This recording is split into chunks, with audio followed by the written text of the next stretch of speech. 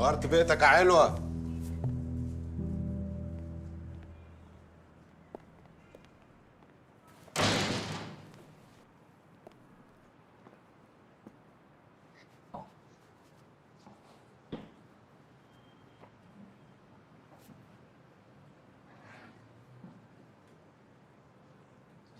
وحشتك اوضتك؟ دي قلتها اهو. ما انت عارف ان دي اوضتي، مخليني اعيش هناك ليه؟ الدنيا هناك صعبة قوي. انت تعمل لي فيها اجنبي؟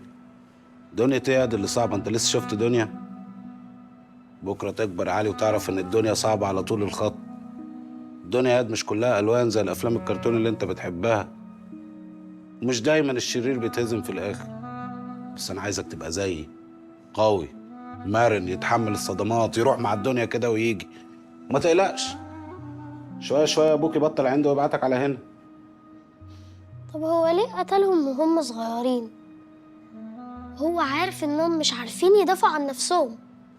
ربنا يسامحه بقى، هو طول عمره كده. في حاجه غريبه من هو طفل. يعني هو سيريال كيلر؟ لا يا علي، مش هتوصل للدرجة دي. هو كيلر عادي، لسه ما بقاش سري. بعدين أنا مش عايزك تخاف من حاجة طول ما أبوك موجود.